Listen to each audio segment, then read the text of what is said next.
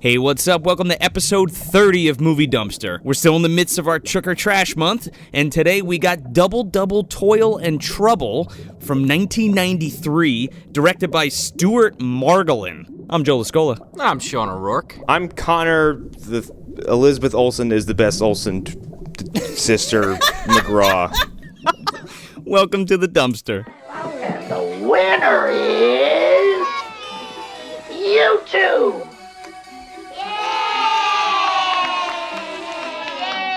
You mean we each get a magic wand? Well, I only have one. You'll have to share. The story of our lives. Hang on. Isn't there a little chancy? I mean, this is Halloween. Isn't all the creepy things are supposed to stalk the earth?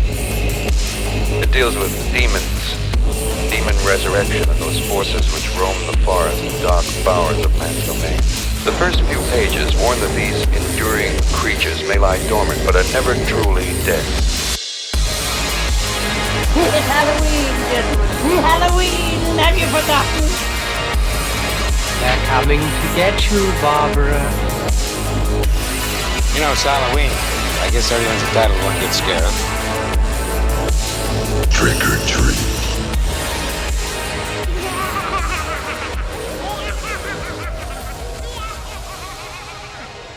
It's true, though, man. Like, if you took both of them twins and smacked them together, you would get the perfect Olsen, which is Elizabeth. First of all, I didn't even know there was a third Olsen. There's 4. Yeah, apparently there's more than just the 2, and I knew her last name was Olsen. Are they like the Baldwins? There's more than you even know? There's just a clan. Well, they have a brother, and he... Okay, so I'm going to lay some fucking Mary-Kate and Ashley knowledge down on you because I have a little sister, and we used to share a room for a long time when we were kids. So I would watch all of the Mary-Kate and Ashley Olsen movies, and this was one of them. So yeah, they have a little brother too, and he was in like a bunch of like Mary-Kate and Ashley's sleepover party, and Mary-Kate and Ashley go to fucking Venice and solve a crime or whatever.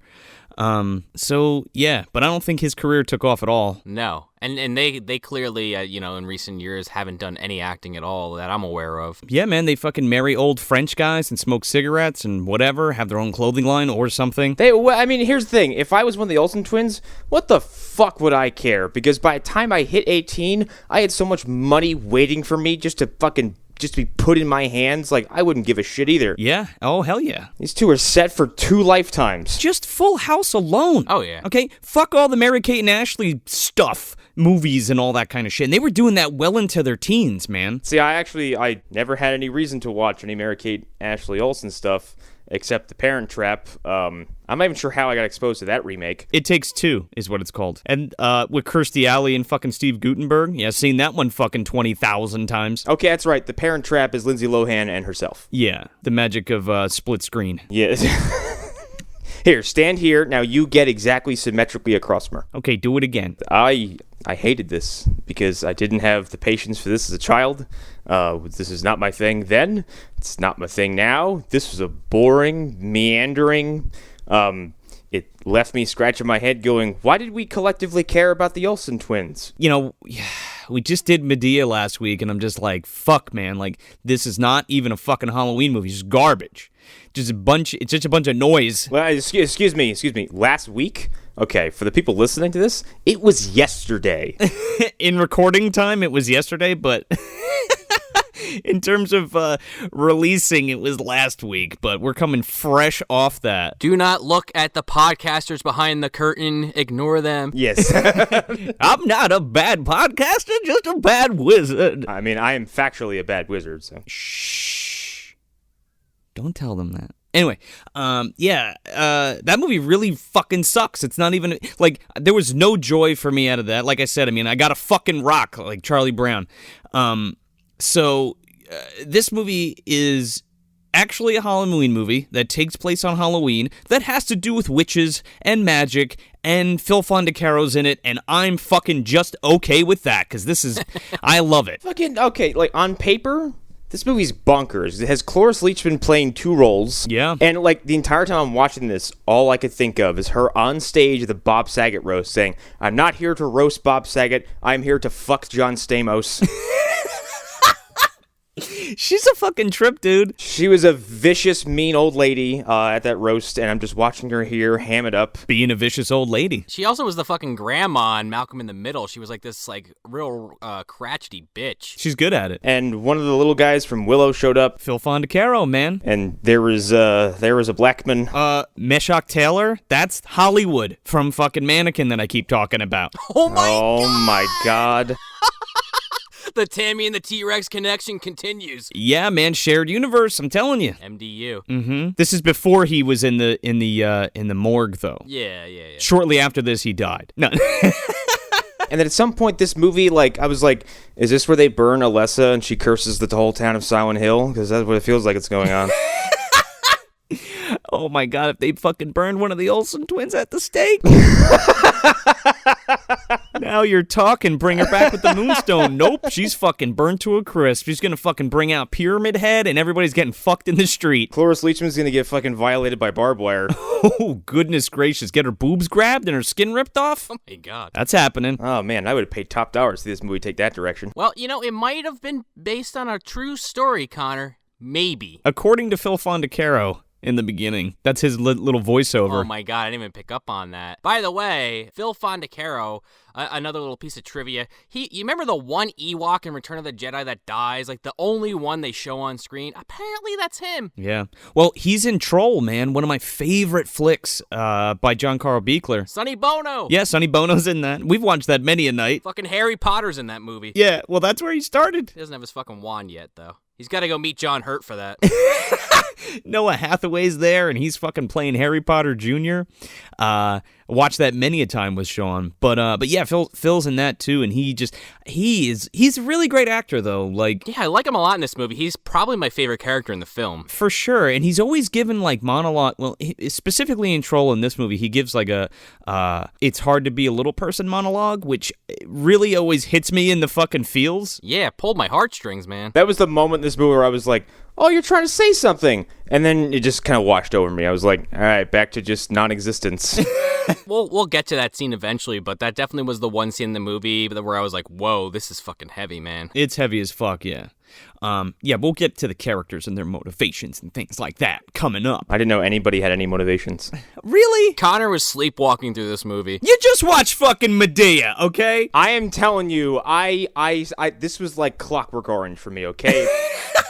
It's like someone was holding my fucking eyeballs open, and like I'm just sitting here. I'm watching this, but nothing is registering. The contempt. What snapped you out of it? Did Medea walk in the room and punch you in the fucking nose? Oh my god! Well, first of all, I'd be in a fucking coma if 6'5" Tyler Perry punched me in the fucking face. She was sitting on the couch yapping to him the whole fucking time when he was watching it. So yeah, let's crunch this real quick. So Mary-Kate and Ashley Olsen are two twins who have this crazy old aunt who's a witch and locks her twin in a mirror, and the side plot is their house is being is going into foreclosure and their parents need money from their rich old aunt, and the nice one is locked in a mirror and the evil one won't give them the loan. And they somehow figure out that the good aunt is locked in a mirror, and they have to go save her with the help of the guy from Mannequin and Phil Fondacaro. Yeah, and you know, hijinks ensue from there. Yeah, let's call him that.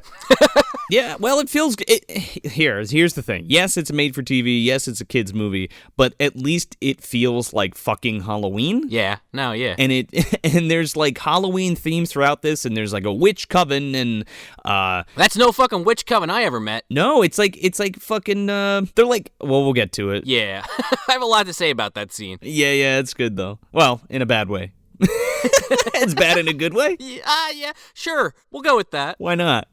So we open at this Halloween party for the kids, and I gotta tell you something, I was getting those feels from this. They're like bobbing for apples and shit and carving fucking jack-o'-lanterns, and all I could think about was just like watching this with my sister and doing like the same thing. Maybe not bobbing for apples, but like watching this and then like Ernest Scared Stupid and then like carving pumpkins and then like eating some candy and like watching the fucking TGIF Halloween specials. So that's the vibe I was getting through this. So I was kind of having a good time watching this flick. Yeah, same here. You know, I was taken back to my childhood a little bit, thinking back, you know, when I was a kid and you get to go to these kind of similar parties. Now everyone just gets fucking wasted, which, you know, there's nothing wrong with that, but, you know, it's a different kind of experience as a child. This is true. Now everybody's got a fucking peanut allergy and they can't have candy and shit. Well, no. Back then, just if you had a peanut allergy, you just died and, you know, you're forgotten about.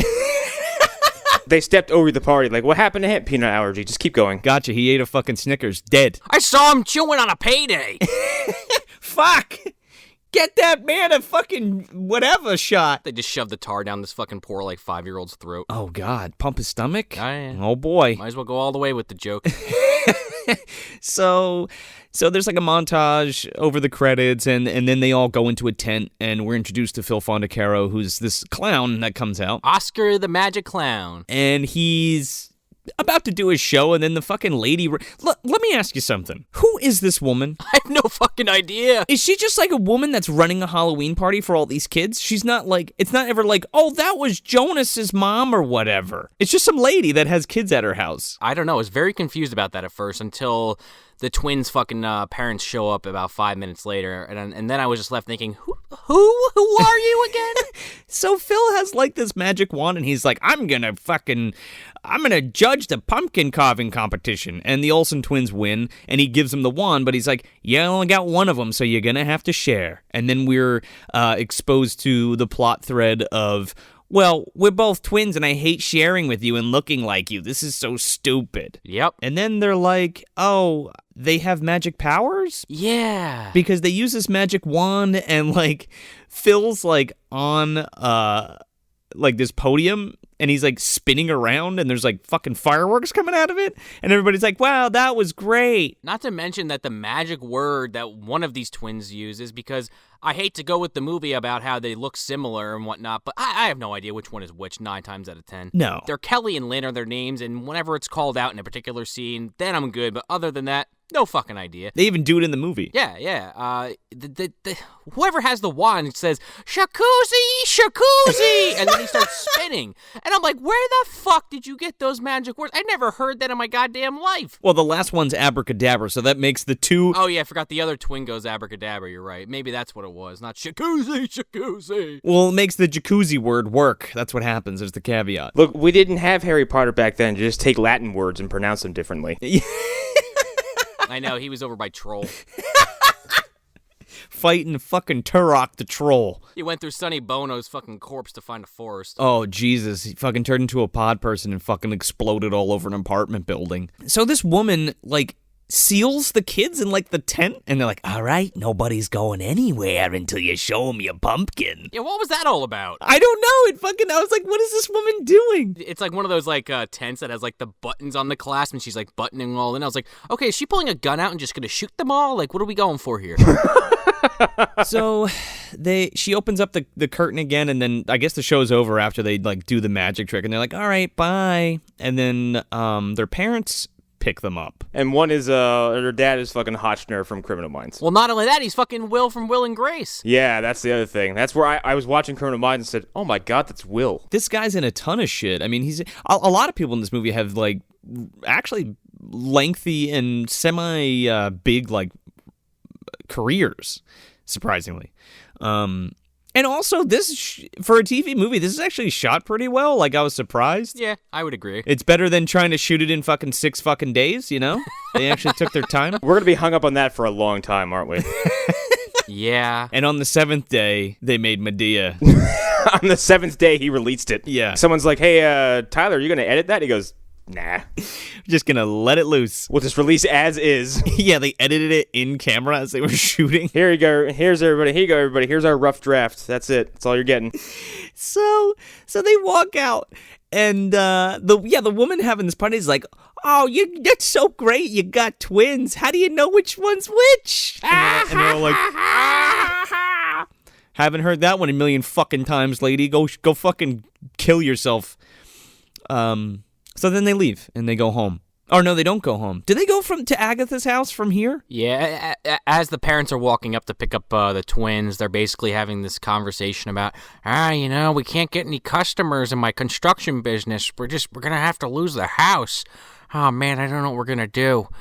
Maybe if we go see my Aunt Agatha. By the way, their house is so deep that, like, it's about to be foreclosed on, like, the next day. Like, next business day, they're out on the fucking street. Yeah, maybe you guys should have gotten on top of this instead of waiting until, like, the 11th hour for your foreclosed upon house. Yeah. It takes a while to do that, too. It comes up during the course of the movie that the dad, he's a contractor and some fucking clients have stiffed him on money. But, like, okay, is that what he's just telling people? Or is he just, like, really fucking bad at his job? And he can't get any clients. He just tells people, I did that job and I just, I got stiffed. What can I say? Yeah, I guess. Hire a marketing guy. What the fuck are you doing? Get some insurance. He's like, I'm my own accountant. My own accountant. Anybody else get the vibe that this family was like a distant relative of the ones from Hug a Bunch? Yeah, I was going to save that till later, but yeah. Could be. That's what happened to Grandma. Have you heard from your brother? Yeah, he was really regretful about having to throw his grandma in the mental asylum. She kept saying that cotton men were coming out of the walls. So they go to Aunt Agatha's house because they're like, you know what? We're all out of options. We're going to have to ask my rich old fucking bitch of an aunt if she'll give us a loan. Don't you mean witch? Oh, yeah, she's a witch. We don't find that out yet. Okay, hang on. She is, the first time you see Cloris Leachman in this movie, and then for a good portion of it, she's dressed like the fucking, the ghost from Insidious that is stalking Patrick Wilson. The hag? Yeah. Kinda. Maybe that's who that is in that movie. No, you gotta see the sequel because it totally isn't. So they go inside. The parents go inside to talk to Aunt Agatha, and she's a real fucking bitch. And she's like, why are you at my fucking house? She's like, I know who you are, but I'm not giving you any fucking money. And she's like, oh, but Aunt Agatha, I haven't seen you in 7 years. And she's like, no shit, because I wanted to keep it that way, you stupid bitch. I counted every day in those 7 years. And I loved it. Yeah, she makes a comment like, oh, but we're family. She's like, bah, humbug. Yeah.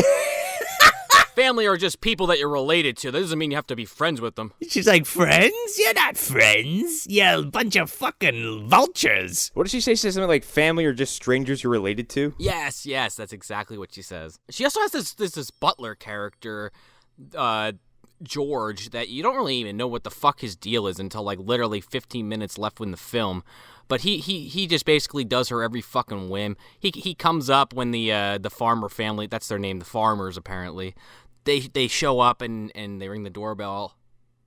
Yeah, and he goes, do you want to answer that? And she goes, yeah, me, the rich person's gonna answer the door. What do you think? And he just like goes, oh, and goes down and lets them in. And then we cut out to, I guess there's a graveyard, like, right across the street, because why not, right? Yeah, fucking Jason's in there. The Myers, Judith Myers headstone's gone. We don't know where it went. It's always missing. Always. They're always fucking around in there. Anybody find this yet? Nah, it's been weeks, I'm sorry. It was in the bed. So, what's this guy's name? He doesn't get a name! He's just Gravedigger! No, he's Gravedigger, but his name's Wayne Robson. Now, this guy's been in, like, a ton of shit. He's one of those guys that you've seen his face a million times, don't know his fucking name or what he's from. But he's done a lot of kids' movies, and he's done a lot of voice acting for, like, animated films. And I think this guy's great. I mean, he's like a character actor, obviously, and he's got good facial expressions. Yeah, he feels kind of like a Don Knotts almost. Yes, I'm deaf or something. He's like Don Knotts mixed with Stan Laurel, and I like it. Anyway, so they like sneak up on this dude while he's digging a grave, and scare the shit out of him, and he's a real, and that's the gag, like he's a grave digger and he does a scary job, but he's afraid of the dark and all kinds of spooky shit. So the twins roll up on him, and he's like, "There's two of you, or how can you be in both places at the same time?" They're like, "We're twins, you fucking dumbass." And he's like, "Oh yeah, oh yeah, I forgot about those things." You guys want to hear about the witch lore in this movie? Here it comes. Yeah, because he's like, oh, twins, it can't be. Oh, what are the odds? Here comes your fetch quest. Well, you see that house over there? There's a witch lived there 200 years ago, and a witch lives in there now. And there was twins. There was 2 witches, but one was bad and one was good. And that's the exposition for the movie. And they all get together on Halloween, which is tonight, and they have a witch party or whatever. They have a werewolf bar mitzvah. At Club Night Moon. Well, he's dropping this lore, and in my head, I'm just thinking, okay, so this is just like a heavy duty, like anti-witch fucking, speech, and then he follows it up with, oh, well, there's good witches and bad witches. Forgot to mention that detail. Yeah. And they have this fucking horribly done flashback, and it's just the Olsen twins playing the twin, witches, which come to find out, further in the film that it's Agatha and the Aunt Sophia that's in the mirror. And it's the only way you know it's a flashback is because there's a gray fucking there's a sepia filter over everything, and and they're both wearing little Annabelle dresses. Yeah, they're playing croquet in the backyard. I guess that makes them look old. And they have these horrible fucking wigs on. Yeah. Looks like Simple Jack from fucking Tropic Thunder. Hey, you leave Job alone. So there's like this weird back and forth between the twins. They're like, "Oh, we love magic. Oh, don't you believe in magic?" And they're like, "Yeah, we believe in magic. Let's go look for the moonstone or whatever." And we got to evolve Clefairy. Sorry, that was low-hanging fruit. I had to get that out of my system. One of them searches the back. Sophia searches the backyard, and Agatha goes into the attic. And it's like, and the moonstone's like flashing in a mirror like a fucking Resident Evil special item. And she goes over and like picks it up. Well, Huggins is standing there with their fucking beet red eyes, holding this motherfucking thing. You found the fucking jade. You found the tiger's eye gem. You found the jade stone. Now go put it in this statue's chest so several trap doors in this police station can open up, and you can go down to the torture basement. Basically, there's a liquor down there. This building is absurdly complicated. It was built by fucking Ivo Shandor.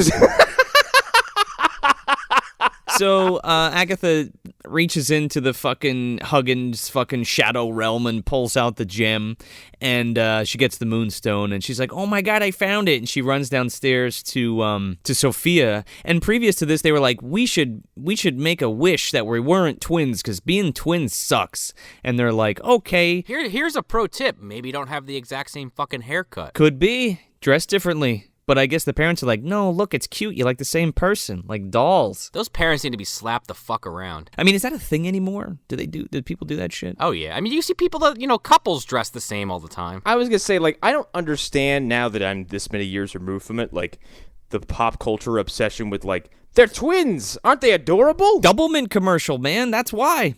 The big dollars. That's why. The Olsen twins suck. Yeah, I mean, they can't act their way out of a fucking paper bag.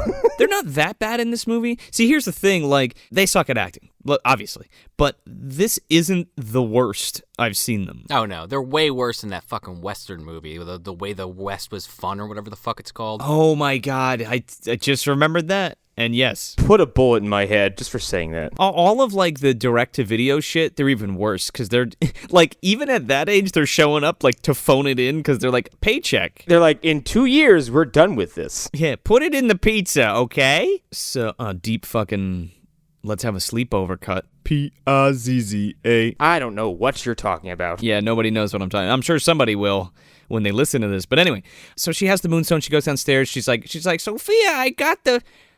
Wait a minute. And she's like, what? She's like, nothing.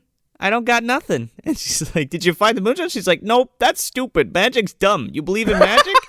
And she's like, no, I guess I don't believe in magic. And she's like, yep, me neither. Bye. And then that's stupid. You're stupid. I'm leaving. And that's it. And then we flash back to the present. Yeah, and this gravedigger, after he tells this fucking story, he's like, he looks white as a goddamn ghost. He's like, oh, I shouldn't have said that. Oh my God, she pays me very little, but if she knows I told you that, she's gonna get me. Oh, wait. She pays the gravedigger, but doesn't pay her fucking butler? No. Well, there's a gag with that later on that we'll get to. Yeah, with her literal sack of money. her fucking Scrooge McDuck fucking bag of money with the dollar sign on it. Goes inside and backstrokes into a bunch of fucking coins. Forgot one thing. The gravedigger, the last thing he says is like, yeah, the only way to break fucking the white witch out of the mirror is to rub the fucking moonstone between your palms and say some mumbo jumbo. At midnight on Halloween specifically. Oh, yeah. And it has to be twins. There's a lot of things that are, fucking stars aligned for this movie. Yeah. But I like all that because there's actual stakes. Yeah. I could have done without the 7 years is when this is going to be a permanent aspect of it. I could have just left that part of it out, but the rest of it, sure. I didn't really get that. Yeah, I don't think it was necessary. You had everything else going. Well, everybody thinks that she ran off with some dude. Right.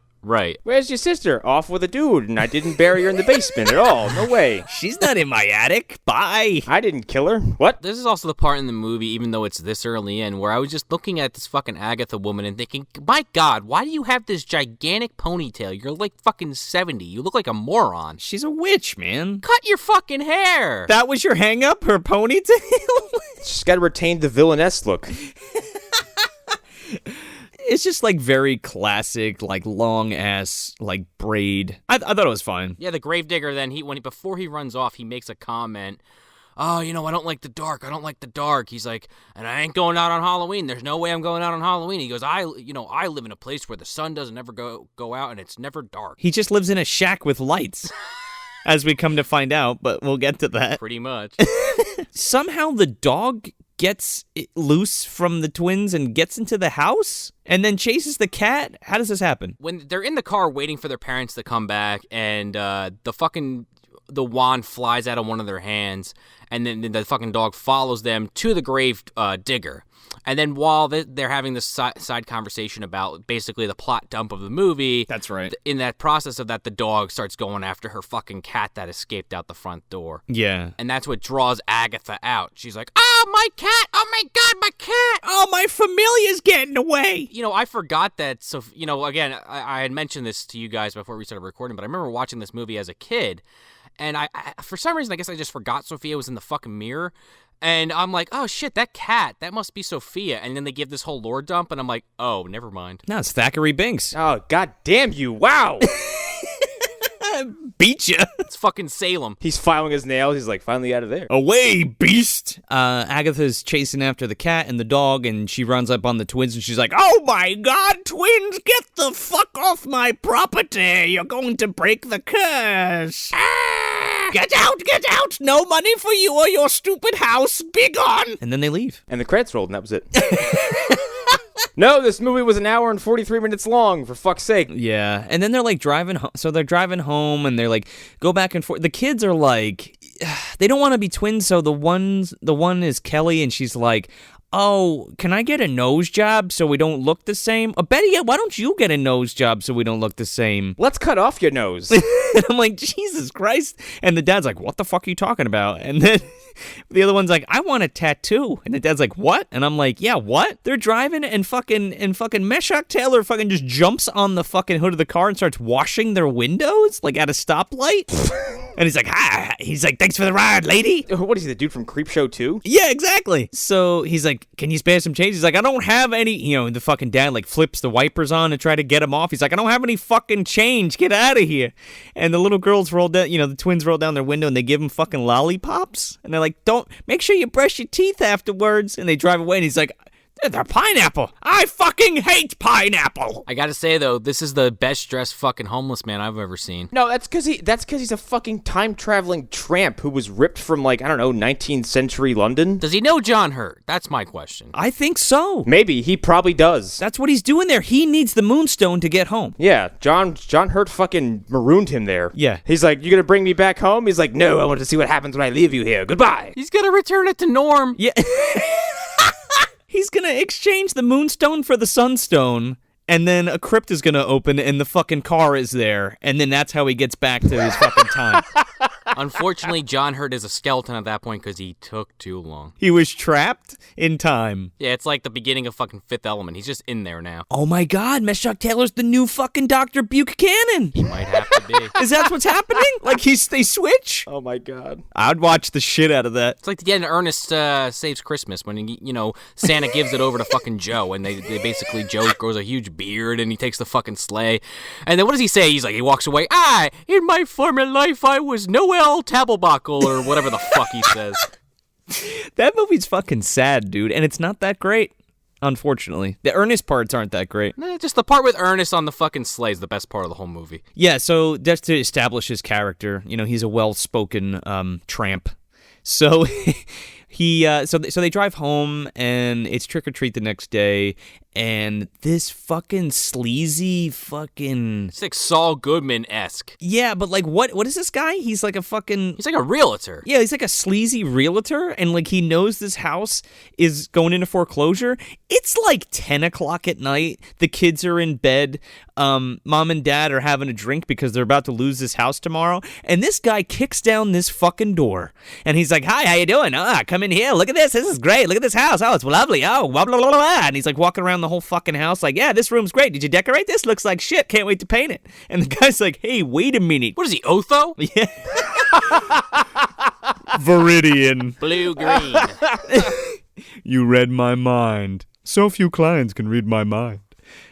Yeah, deliver me from fucking LL Bean. So he sees the twins. He's like, "Oh, look at that. Two of a kind. Oh, beautiful. Well, hey, well, yeah." And the guy's like, "All right, that's enough. Get the fuck out. You didn't even make an appointment. Like, we're not even out on the street yet. Like, hit the road, pal." So he's basically there just to, like, alert the twins that they're losing the house. And they're kind of just like, "What the fuck, mom and dad? Like, why didn't you tell us?" Because you're fucking 8. Yeah. And the kids are like, "But we're supposed to talk about our problems." Because we're really bad parents, as evidenced by a numerous amount of events coming up. Yeah, and they're like, "Well, we thought it would just blow over, but it didn't because your dad can't get a fucking marketing person, so oops." I feel like this dad is probably very much like Jerry from Rick and Morty. Oh, he's just constantly failing. Where he's a fucking sad sack 24/7, and even the wind is like, "Loser." I'd buy it. So they're going to lose the house, and, the only way to get their house back is to go on a fucking adventure, find that moonstone at the witch's gathering, bust their fucking good aunt out of the mirror, and have her pay their way to get their house back. This is a plan that just makes a lot of assumptions about other people. It's half-baked. I mean, it's a good thing that this fucking Sophia lady is like the polar opposite of Agatha, because if she was just like, "Yeah, no, I'm glad you saved me, but I'm not going to just give you my money, I'm sorry." She gets out of the mirror, she's like, "My sister hasn't paid her taxes in 20 years. What do you mean pay for your house?" The fucking IRS comes, repossesses the house, Sophia goes to jail because they think it's Agatha. Oh, that's it. Holy shit, they got to make a sequel to this. Oh, man. Is it too late? It's called Repossessed. Double Toil and Trouble, Repossessed. Yep, that's what happens. That's a longer title than a Kingdom Hearts game. Oh my god. That's saying something. So, they fucking hatch this plan. Basically, the parents put them to bed, and they're like, we're going to make this work. We're going to go trick-or-treating, and we'll figure it out. And so the second the parents leave the room, they fucking start making out on the couch, and then it cuts back to the twins, and they immediately get up. They got these fucking pajamas on, and they're like, "Oh yeah, well, we gotta do this. We gotta save we gotta save Aunt Sophia." And then they go to bed. They sleep on it. They put together the plan. They draw it with crayons on like a fucking piece of paper, and that's what they're gonna do. So it cuts to the next day, and the gravedigger like shows up at the mansion at Agatha's house, and he's like, "Oh," and he's like shaking like a fucking leaf, and he's like, "All right, I dug the grave," and she's like, "Okay, here's your pay." She's got this literal sack of fucking Scrooge McDuck money. She is a fucking like a bank robber's fresh take. Like it might as well have a big green dollar sign on it. You know what this is? It's the fucking bag of money from Mosquito, because all that's in there are ones and fives. That's it. Yeah, she pulls out like a single dollar bill, like $1. Yeah. Yeah, she gives him $1, and he's like holding it, and she's like, "I guess you did your bidding, but you told the fucking twins how to get my sister out of the fucking mirror, jerk off." And he's like, "No?" She's like, "Don't lie to me." And then he runs away. Doesn't even get the fucking dollar bill. She takes it and rips it in half on principle. Yeah, she wipes her ass with it and she blows her nose at one half of it. She rolls a joint, but it's got nutmeg and oregano in it. She saw it in a movie. She wanted to try it out. But nothing bad happens because she's a witch and she knows what she's doing. Oh, she wants that evil hand to fucking rip this dude's face off, this wrinkly face off, and turn it into an oil rag, she says. Her and Damodar should hang out together for their weird threats. Yeah, not only weird threats, but the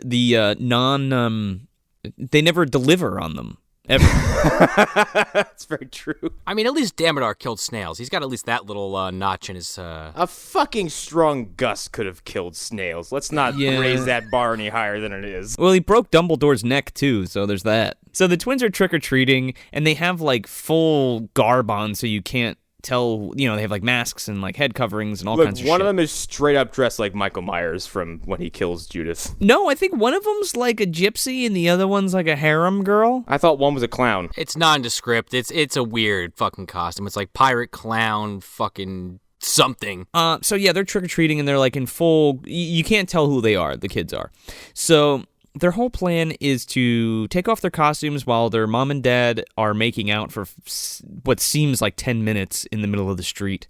And they call over the Shredder and a Matador, and they're like, hey, want to switch costumes? Or put these costumes on and we'll give you all this candy. And the kids are like, I don't know. They do kind of like the reverse Aunt Bam. Instead of stealing the candy, they give it to the kids. Yeah. They're basically fucking like, hey, put our costumes on, you get all our candy. And they're like, okay, sure. And follow our mom and dad around and pretend you're us for the whole day. And neither kid is like, disagrees with that idea. They're more so the initial, hey, can you wear my costumes? Oh, well, those are girl costumes. Yeah. But not the rest of the plan. The rest of the plan they're totally okay with. Oh, totally. Because there's a big giant bucket of fucking candy, man. It really speaks to the supervision abilities of both sets of parents because, like, in regards to Mary-Kate and Ashley Olsen's parents, you just hung out at the end of driveways the entire evening. Was like, you'll be fine. Nothing's going to happen. Just go house to house. Well, that's our kids, right? Yeah, I think so. All right, come on. Yeah, that's shaped like them. Well, they're happy because they're like, oh, good, thank God they're not thinking about the fucking house being repossessed tomorrow or fucking going into foreclosure tomorrow. Isn't it great? They'll go trick-or-treating and have nowhere to come back to. You're gonna be eating the fucking candy in the gutter. It's going to be your only food, let's be real. Yeah, don't give it away because we're going to live on that for the next month. The parents are just like, yeah, listen, we're going to be living on cup ramen, but you guys have all that candy still, so until it's gone, that's every meal you're having from now on.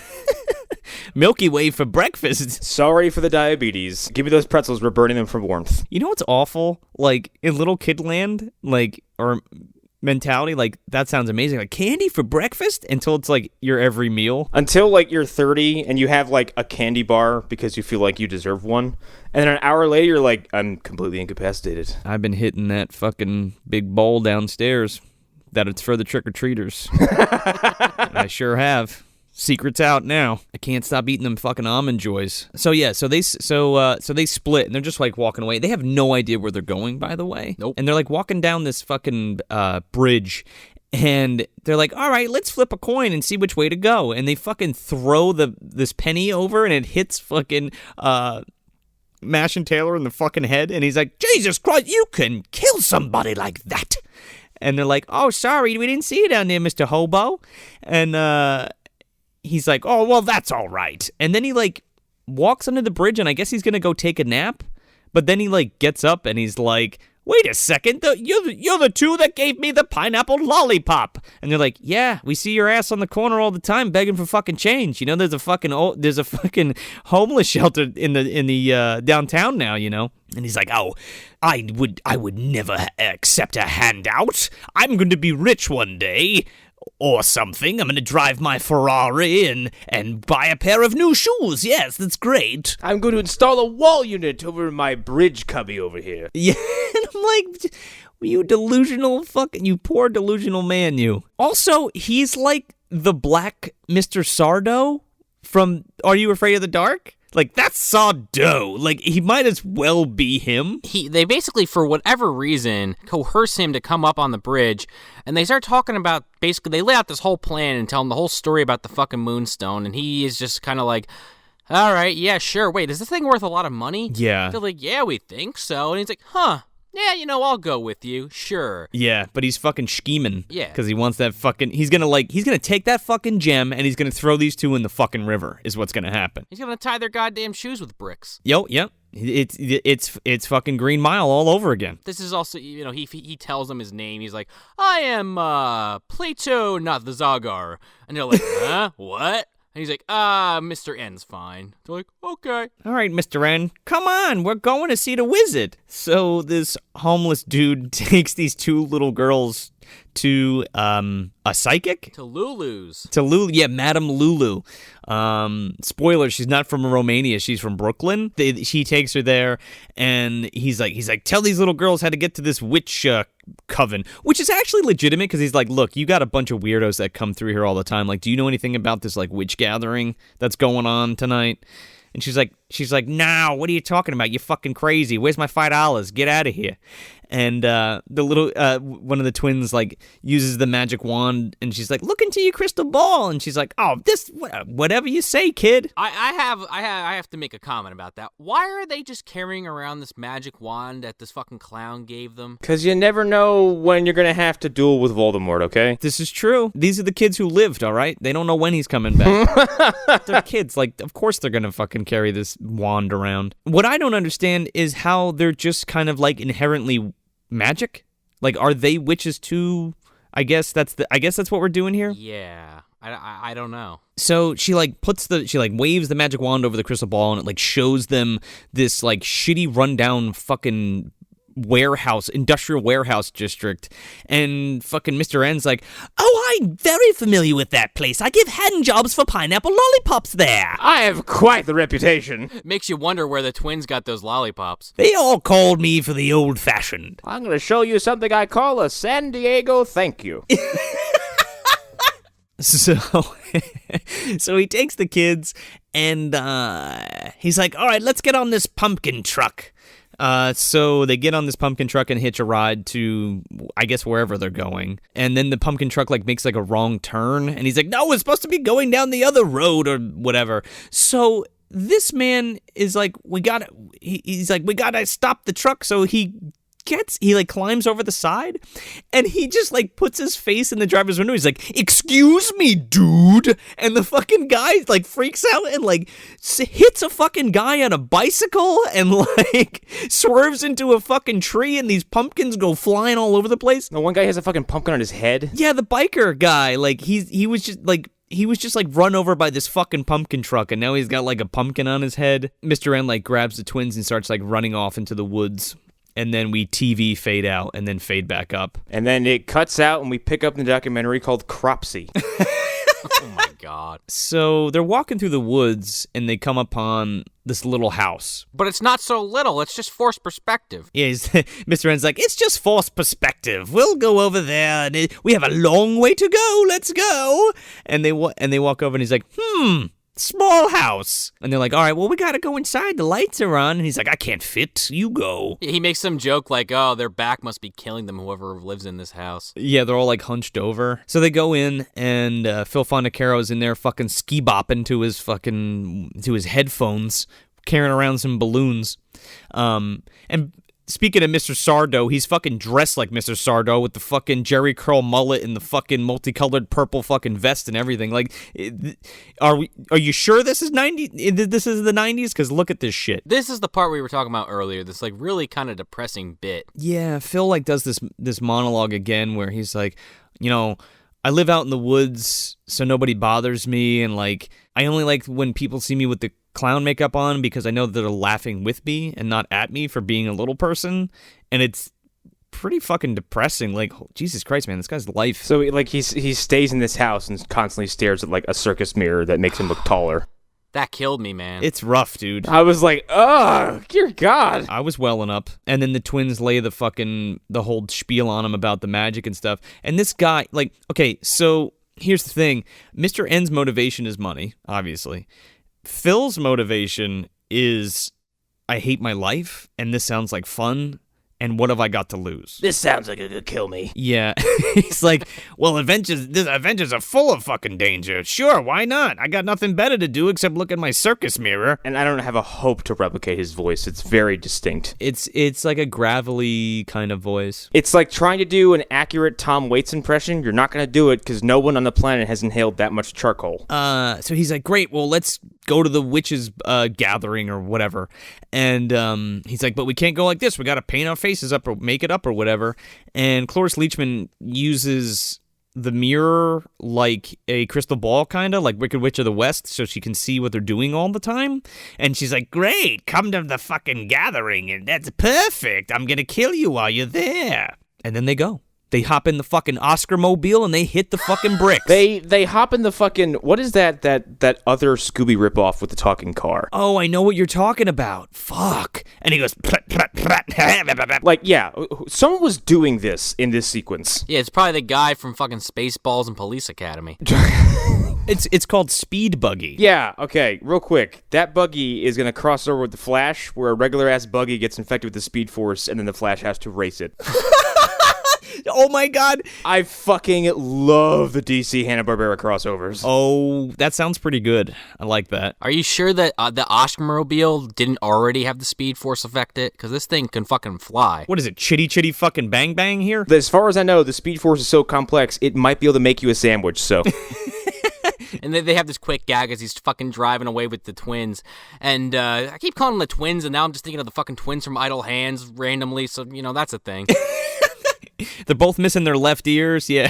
Anyway, Mr. N, he's like, oh, yeah, wait for me. And he's like hanging on the back of it for fucking dear life. It's like this little doom buggy car with no roof. Yeah, he's like on the back. He's like, wait for me. I can't run that fast. It's going a hardcore 15 miles an hour. If that. It's like a Power Wheels, man. Me! Pow, pow, Power Wheels. Driving Oscar mobiles. You cut back to Agatha after this. She's like you guys mentioned, she's, or like Joe mentioned, she has this like mirror where she's like watching them with her fucking, she's streaming the camera feed to her fucking mansion.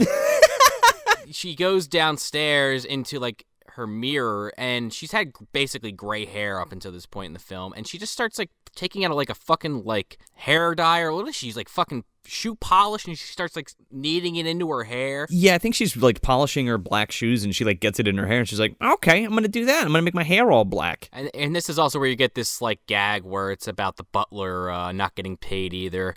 And I forget what she says. She says, oh, do I pay you to stand around? And he's like, I don't believe you pay me anything. She's like, exactly. He's like, matter of fact, madam, you pay me nothing.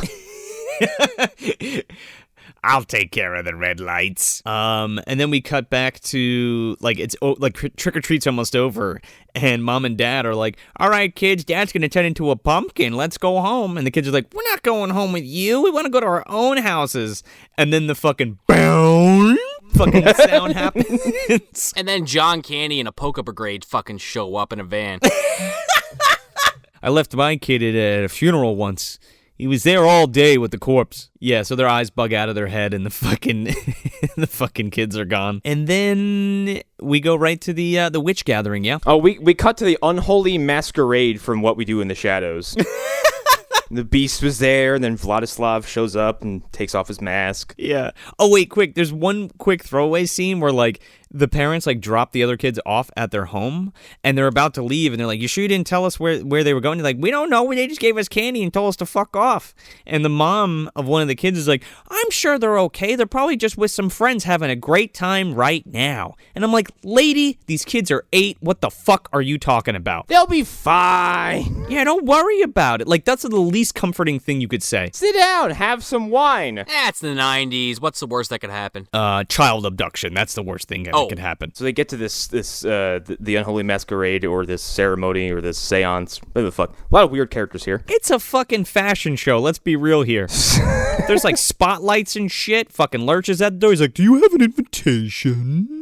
Lurch, I thought it was goddamn Dracula at first, but then the real deal Dracula showed up 5 minutes later. So they all go into the fucking thing. Like, she waves the wand and she like does the fucking Jedi mind trick on Bela Lugosi, and they get into the fucking place. And they enter Joel Schumacher's Double Toil and Trouble. They reused the set from Batman and Robin, even though it came out after this. I don't know how the fucking timeline works on that. So yeah, the guy's like up there like announcing like the night's festivities. He's like telling them like the orders of business tonight, and he's just like, oh yes, and don't forget to pay your witch's taxes or you'll be turned into a toad. And the Maitlands are expecting, and they've just brought in a brand new what have you into the world. Please take all your corpses with you. And they're like, it's a goblin. We brought a goblin into the world. He's like, oh, the pitter-patter of little hooves is wonderful. And I'm like, what kind of fucking gathering is it? Like, we're supposed to be casting spells and shit.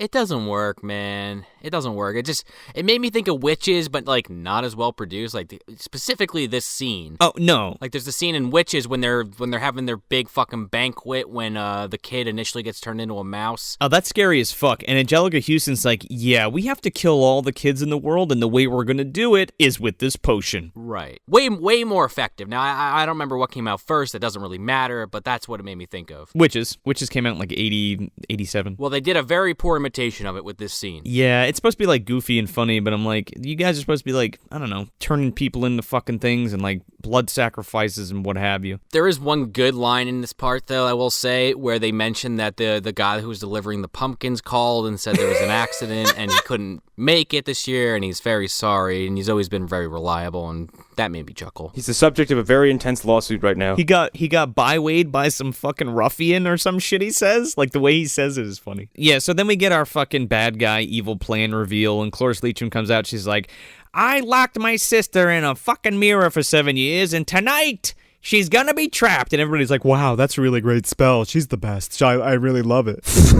And then she's like, but there's one caveat. My fucking nieces, or not, yeah, great nieces? I don't know. Might be like once removed, or it might be a great niece. I'm not sure how that shit works. That just doesn't sound very good in evil monologue. My niece is once removed. My cousin's brother's former roommate. The bloodline has to be severed, or else the good witch will get out. So we have to kill the twins. Mr. N and Phil Fondacaro dip out, and they like put together this creepy like character where Phil's like on Mr. N's shoulders. Okay, now hold on. They fucking show up as the Dread Pirate Roberts from fucking Princess Bride, okay? I love this voice that Phil Fondacaro's doing, like this kind of deep, gravelly voice, because he's already got the gravel, but he does it really well. Yeah, and he makes it deeper, and it sounds like to prepare, he just stuck like a wire brush down his throat. And smoked like 3 packs of cigarettes? Yeah, just stuck all the boxes in his mouth and just lit them on fire.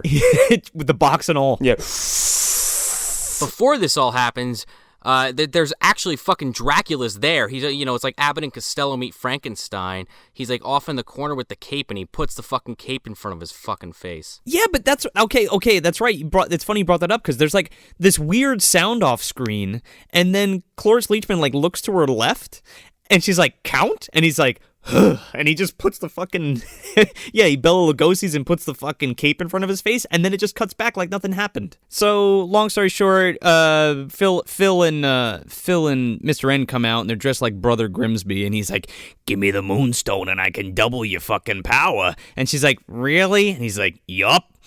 So she hands it over to him, and they're just like, run away, and they fall over, and I think Phil like punches some guy in the nuts, and all these fucking witches and what have you, whatever the fuck they're supposed to be, are chasing them through the streets. So then it's just them like on the lam, and they're trying to get away from Agatha, and they split up. So Phil goes with Lynn, and Mr. N goes with Kelly. But Kelly has the wand, and Lynn has the moonstone around her neck. Yeah, the plan is to split up and then meet at the fucking Oscar mobile, and they're gonna split. So Mr. N and Mr. N and Kelly like go up into this like abandoned warehouse and like lock the door. Yeah, it's got like one of those chain locks. Yeah, but like then like Cloris Leachman's like at the bottom of the stairs. She's like, come out of there now. And I'm like, why don't you just fucking zap the door open and get them? I know. There's a whole lot of that going on in this movie. There are multiple scenes coming up. Literal magic. Where a lock supersedes everything else. Like, dude, kick the fucking door open, shoot it with a laser beam. I don't fucking care. There's no way this would stop these people. Like, this scene is extra long because it's just a back and forth of come out, no, come out, no, come out, no.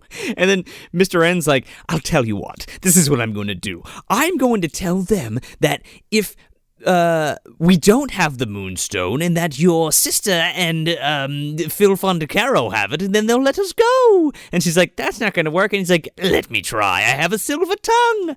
So he goes outside and he walks down the steps. He's like, hi, I'm here to negotiate. He's like, you can have the girls and the moonstone if you give me $50,000. He really lowballs himself. I was going to say, he fucking, like, for someone who aspires to be a millionaire and rich beyond his imagination, he's like, how about $50,000?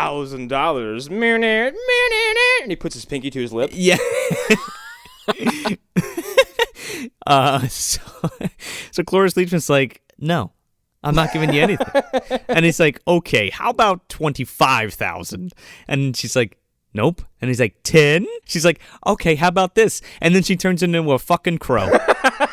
And he talks and he goes, I could have done it for $25. Yeah, and then flies away. How about I give you nothing and I curse you for life? There. Yeah, bye. Like, imagine if they didn't stop this woman, like, spoilers, but, and he's just a fucking crow the rest of his life. You mean he'd be fucking Tobias from the Animorphs? Pretty much. Sure. Yeah. So Cloris Leachman turns into Sophia, and she's like, come out, Kelly. She's like, everything's fine. They brought the moonstone back to the mansion and let me out of the mirror.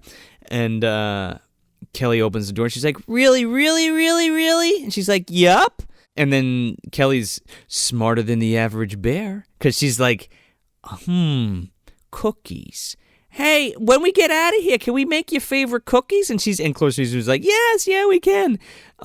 Inside note that Sophia's favorite cookies are cinnamon cookies, and she used to make them with the twins' mom when they were a kid. Yeah. So she's like, oh, okay, good, because Mom told me your favorite was chocolate chip. And she's like, I love chocolate chip. And then she's like, okay, great. Why don't you come up here? And she's like, okay. So she comes up and goes to, like, open the door. And fucking Kelly, like, wraps the magic wand around her arms and, like, locks her to the door. Is it wrong of me to be sitting there wondering, like, what the fuck is her plan? Like, she doesn't have a gun? No. She doesn't have a knife? Like, what is she gonna do? She has the wand, and Cloris doesn't have the moonstone, so she's kind of powerless. Like, but why would you use this wand like a fucking rubber band and, like, wrap it around her fucking arms? Like, why wouldn't you, like, I don't know, turn her into something or something? Right, because they established that apparently without the moonstone, she doesn't have as much magic. She still has magic, but not as much. Right. Apparently, that's a plot point now. She's, like, super reliant on the moonstone to, like, for the magic, as we find out, because she's super rusty. An 8-year-old with a magic wand, like, come on, you really trust that she's going to use it competently? No, but, like, I just thought differently. I just wish she went all fucking T2 on this bitch and pulled a gun and blew her away, but, you know, we can't have everything. Oh, man. She came back like liquid metal. I wanted this movie to be 40 minutes shorter, but here we are. Long story short, Butler puts on fucking Mr. N's hat and, like, psychs out Kelly. He grabs her, and now they kidnapped Kelly. Yeah, they meet at the Oscar-mobile, fucking Mr. N and Crow form and everything. And Lynn is just basically like, oh, man, they captured my sister. Shit. Like, well, she doesn't say shit, but I wish she kind of did. Ah, fuck. Fudge. She basically says, the gravedigger, he can help us. I don't even know why the fuck they need this guy's help, to be honest. I was going to ask the same thing. Like, did anybody else, like, pick up a reason why the fuck this guy matters to the story? Yeah, I don't even know why, other than that, just a callback to, I live where the sun never sets in a place there where there's no night. And there's this fucking billboard for Las Vegas with a clock on it it says like 11:30, so there's their fucking cue that would need to start hoofing ass. Look, every X-Force needs a Peter, okay? They're like, come with us. He's like, I don't want to go out there. It's fucking dark out there. And like Joe mentioned earlier, he basically lives in this shack under this fucking billboard. Yeah. So this little girl disconnects the power from the fucking billboard and the lights go out. And they're like, all right, we're going to the mansion. Are you coming? And he's like, no. And she's like, well, we'll stay with you because you don't like the dark. And he's like, oh, thank you. She's like, but we're going to the mansion, so you got to come with us. And he's like, okay. And then you cut to Agatha with Kelly and the fucking butler. And she's like, looks like a crow fucking pecked my wheel. That damn son of a bitch. Sure did. How could this happen? And pops the shit out of him. And she, like, goes to use her magic again, and she's like, I'm a bit rusty without my fucking moon gem. So she says some incantation, some stupid fucking shit. And then she's, like, blowing up she's, like, putting air in the tires, but she, like, puts too much, and she can't stop it, and the fucking tires explode. And then she tells dude to, like, get the jack and just replace the fucking tire. Then we cut back to the fucking, this is where everything takes way too fucking long to get to the point. Yes. This is where it really drags ass. Like, you didn't even need to pad it out. So we cut back to the fucking house, and they're, like, looking in the windows, and they can't get in the house, and they're like, how do we get in? Oh, this scene pissed me off so much. Because it's like, how do we get in? And it's like, break the fucking window. Yeah, throw a fucking rock through and just grab the damn doorknob. Yeah, what are you talking about? And then they, like, see the most, like, the highest, most precarious fucking point to get into. It's like an open window, like upstairs, and like, all right, I got a plan. Yeah, upstairs in this massive fucking mansion. Phil's like, I'll be right back with the Oscar mobile. And he comes back and they have like a propane tank filled with helium, I guess. And he just blows up a bunch of balloons and like floats Kelly to the top of the house. Oh, no. He does not float Kelly. Fucking Oscar has like 45 balloons and he floats in the air with a fucking, you could tell it's a dummy. Yeah, you can. And he goes right in that window and lets them in. And then like for 10 minutes, we're fumbling around this fucking house trying to get this fucking door open to the attic. Another lock that they can't just fucking get some piece of firm fucking furniture and just smash this thing and get in there. Just kick the fucking door down. This house is from like fucking 1775. I'm sure all the wood is like peanut brittle at this point. Oh yeah, because she clearly doesn't take care of it at all. No, for sure. Okay, so when they're getting away, like when after they pick up the gravedigger and they're driving to the house, there's like this weird little scene where like there's a cop responding to something and like sees them driving in the car. So then we have this shot at the mansion and they finally get into the attic, and then it hard cuts to the parents' house, and this cop that we saw before knocks on the door. Hey, I saw your kid, but that was missing, but I didn't do anything, so I came all the way to your fucking house to tell you that I saw them. All right, bye. Yeah, because earlier they basically went to the police station after they found out that their kids weren't who they thought they were with the whole costume thing, and this cop in particular was like, I'll keep an eye out for him, and then we jump to this part, and it's just like what you just said. It's why didn't she try to get the kid, or why didn't she just call it in? They're doing a mile an hour in this fucking Oscar mobile. Like, you could literally just come right behind him and be like, yeah, I'm the speed buggy. You could have just grabbed this kid or again, like, called it in. Like, what the fuck? You went all the way back to the house to tell him that, and then that was it. So anyway, it's just a way for to get the parents out of the house to come to the fucking mansion, I guess. And these fucking parents don't have any goddamn luck. They can't pay their fucking bills. The guy can't find any work, and their fucking car's on the fritz. And their fucking kids are gone. So Agatha shows up at the house. The parents are on their way, but they're fucking, they run up on the curb because their car's full of dry ice. And then you get this scene where the fucking gaggle of characters make it into the attic, and they're talking to Sophia in the mirror because they just somehow know how to do that. And you get this other flashback of basically right before Sophia disappeared. You get this little plot, I keep calling them plot dumps, but at this point it's like plot trickles. And you find out that this man that everyone thinks Sophia left with is this guy George, which, surprise, it's the fucking butler. Yeah. I was talking about this ponytail earlier, and it's just funny because this is how basically Sophia breaks up with her sister. She fucking hands her the ponytail. I guess she had one too, and she cut it off. And she's like, I'm leaving. Me and George are in love. We're going very far away. We never want to see you again. And Agatha's like, fuck that. That ain't happening. And she curses her and puts her in the mirror. Yeah. And George is just fucking flabbergasted. And I didn't get this from the fucking scene, but according to our good friends over at Wikipedia, she put a fucking curse on the guy. I just thought he was so shell-shocked he didn't know what else to do, but I'll buy it. That's what I thought. I guess I'll just stay here. Welp, I think I'll sit down now. Yeah, so he does that, and it cuts back, and then basically, like you said, Agatha shows up as she finishes the story.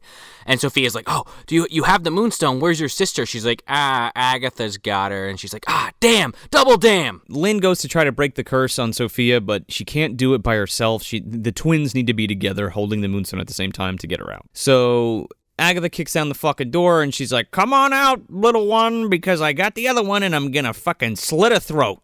And she comes downstairs, and she's got the Moonstone, and Cloris Leachman, there's like this whole exchange that takes like fucking 5 fucking minutes where it's like, you go first. I'll give you your sister if you give me the Moonstone. And they're like, okay, whatever. And she says like, oh, I crossed my heart and hope to die. Yeah. Lynn like puts the Moonstone on the ground and runs back upstairs. And then, what's his face lets Kelly go. And then she's like, ha, you fucking stoop. I can't believe you fell for it. And she's like, but you crossed your heart. And she's like, I don't have a heart. I have no son. And then fucking Mr. N to the rescue. He's like, well, I got one. And he fucking comes down and grabs the Moonstone and flies out the fucking window. And then she's like, God damn it, give me back my Moonstone. And then the two twins break for the fucking attic. So they get themselves in there and lock themselves in, but they don't have the Moonstone, so they can't break out Sophia yet. Well, and then Agatha, fucking using the little bit of magic she has left, turns Oscar and the Gravedigger into fucking turtles. Yeah. They're turned into turtles, and every time the shot focuses on them, there's like this really corny fucking like children's circus music playing. It's like doo doo doo doo doo doo. Well, yeah, it's good. You had the Bulk and Skull theme somewhere. You got to get it in there. So it's almost midnight, and Cloris Leachman runs up to the attic, and she's like, "It's almost midnight. You'll never break the curse. You don't have the moonstone." Ha! So just as the clock strikes midnight, Mr. N like flies in the window, and he's like, "Here's the moonstone. Go do it. Good luck." And they both have it, and they're like, "All right, Aunt Sophia, what's the incantation?" She's like, "I don't know. I can't tell you. Sorry." And they're like, "Wait, what?" And then then Cloris Leachman and like the butler like break down the door, and it's already past midnight apparently. And Cloris Leachman's just like hanging out there, looking at them, and like, "She's trapped. You can't do nothing. You can't get her out. I'm gonna turn you into fucking mice and have my cat kill you." They can't figure out what the magic words are, and they're trying the fucking Schkoozie thing and the E-oo-ah-ah thing and abracadabra. None of that's working. So after all hope is lost, they're finally like, "I'm sorry that I was mean to you. I love you. I just want you to be safe." And you're like, I like being your twin. Being a twin is great. I love you. Meanwhile, Agatha's off in the corner singing "After Midnight." Yeah. And fucking Huey Lewis in the news kicks up because the power of love breaks this fucking curse, and the other Cloris Leachman comes out of the fucking mirror. Yeah, more or less. And then somehow, some way, Agatha, in all her rage, goes at them, lunges at them, and trips over God knows what, and falls into the mirror. She fucking whoopses into the mirror. One of the twins set the clock forward 5 minutes, so that's why they were able to break their grandma, the good grandma, out of the mirror. And because there's 5 minutes left, Agatha tries to put Sophia back in the mirror, and then she fucking oopses right into the fucking mirror, Agatha. And then she gets trapped. And then the Hug-a-Bunch are in there, and they fucking devour her. Oh, yeah, they rip her to shreds. Oh, that's canonical. I mean, she's spinning around in there like she just got sent into the fucking Phantom Zone. It is very much like the fucking wormhole from the end of Evil Dead. Yes, exactly. Yes. Where he's spinning around. She's going back to medieval times. I said I'd watch that movie, Cloris Leachman versus the minions of the underworld in ancient times. Versus Army of Darkness. She just like talks them all down. She just complains, and they all just die from fucking boredom. Let's get out of here. Let's get the hell out of here. I like the Hug-a-Bunch joke only because I just imagine like Sophia's been in there for fucking 7 years and they haven't taken her soul. Yeah. But the second Agatha's in there, it's like, meat's back on the table, boys. Yeah, mate. Oh, man, you're evil as shit. Huggins is over there fucking her fucking corpse. I gotta make more babies. He's planting more fucking Huggins into her head, fucking spreading his seed throughout her dead body. It's like fucking gremlins when they get wet. There's just all these bulges coming off her fucking head. My God. They multiply with Agatha. So, holy shit. So the moonstone melts. Yeah, well, not yet. So the parents run in, and the fucking dog runs upstairs and like knocks one of the kids into the mirror, and it fucking shatters into a million pieces. Probably for the better. You don't want those fucking creepy bastards getting out of there. This is true. The fucking moonstone melts like a goddamn apple Jolly Rancher under a heat lamp. So cut to credits, right? Everybody's happy and everybody turns back into the people. Like Phil and Oscar and the Gravedigger turn back into people from the Turtles, and Mr. N turns back into himself. And Sophia's out, and happy day, and that's it, and everybody's fixed. George gets his senses back. Yeah. George is like, "Where have I been? I remember saying goodbye to Agatha, and now I'm here." And Sophia's like, yep, goodbye to Agatha, I love you. So then this movie fucking keeps going for like another 10 minutes that we don't need. Everything's fixed, and they go downstairs, and then it cuts to the next day, and Sophia like makes her cinnamon cookies, and then like comes outside, and who the fuck eats cookies with lemonade, by the way? Oh, God, your poor stomachs. You don't eat the sweet with the sour. What's wrong with you? So she's basically just like, yeah, I'm going to give you the money. The parents are there. She's like, I'll give you the money for the house. Everything's going to be good. It's fine. She's like, I don't want to, but, the whole mirror thing kind of owe you. Yeah, but like we never tie up Mr. N or anything. Like I guess he learns his lesson. He's like, friends are better than money. Guess I'll go live under the bridge now. Yeah, see ya. Sophia basically, when she gets out, she's ecstatic that she escaped, and the twins like hug everybody. And she's like, oh, you guys are all friends. You're family now. You can just stay here. So in my head, I'm just picturing Mr. N just like asleep in his fucking room upstairs in his little tiny bunk bed. Oh, Mr. N is the butler now, dude. I'm pretty sure. It's better than living under the bridge, right? I mean, he better be. Or she gave him like a fuck ton of money and just sent him on his way, one or the other. He ends up dead in a gutter in Las Vegas. He fucking bets in over his head and the fucking mafia kill him. What happened? Where's Phil and the gravedigger? They just fuck right off right out of the movie. Like we don't even know what happens to them. The movie ends as the twins scoop the fucking remaining pieces of the mirror up into a trash bin. Yeah. And then cut to black. Yeah, Agatha's in the mirror and she's like, I hate Halloween. You're gonna help me. And they're like, nope. And they leave and she's like, I hate Halloween even though I'm a witch. I hate Halloween. I'm being eaten alive. Please save me. Yeah, I'm being skull fucked by a puppet. The magic is the only thing keeping me alive. I wish I didn't have magic. I would have died by now. Come back. They're putting cotton in my veins. And then, cut to black. And that's the film. Listen, this movie is fine. It's fine. I think it's completely unoffensive and just, if anything, it just drags ass in some spots and it's just kind of boring in some spots. But other than that, I mean, I'm fucking fine with it. Like, I mean, in regards to like, it's not fucking worse than Medea or House of the Dead or Dungeons and Dragons. Well, maybe that's the thing. Like, this is like Medea is so fucking bad that like this is pretty terrible, but like it kind of washed the taste out of my mouth of that one. This one gently washed over me as opposed to yesterday where like my fists were shaking and like I have sweat pouring down my forehead because I'm so agitated from being trapped in that fucking living room. Well, this is also competently put together, and there's actually things happening in this film. Jesus Christ. All right, so where in the treat bag is this, fellas? This is, I go up to someone's house and they have a sign outside that says, no candy, go away. What? That's worse than the rice cake. I mean, I'd rather have nothing than the rice cake. Really?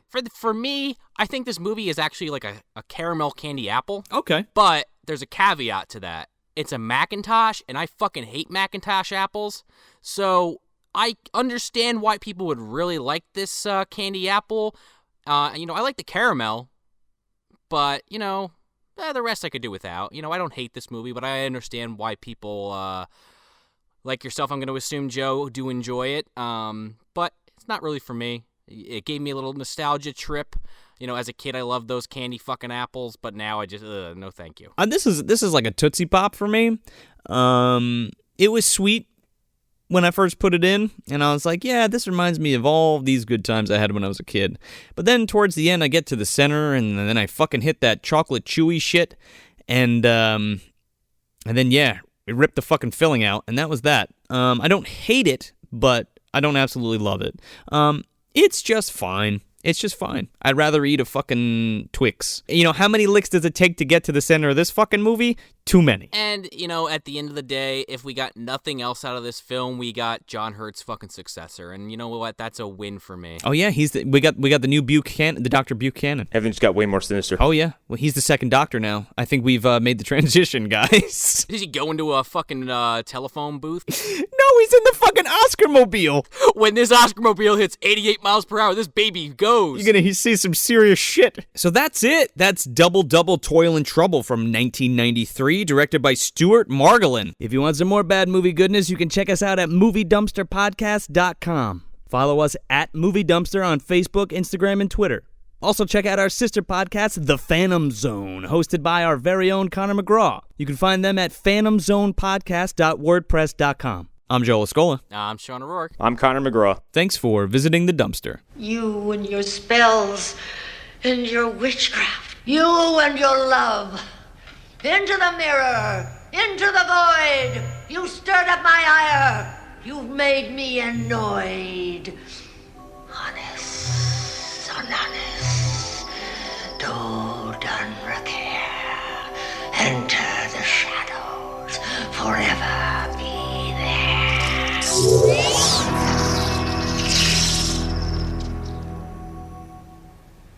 Sit down, George.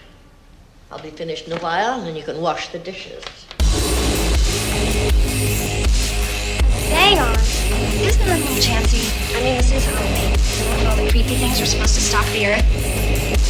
It deals with demons, demon resurrection, and those forces which roam the forest and dark bowers of man's domain. The first few pages warn that these enduring creatures may lie dormant, but are never truly dead. It's Halloween, gentlemen. Halloween! Have you forgotten? They're coming to get you, Barbara. You know, it's Halloween. I guess everyone's entitled to one good scare. Trick or treat.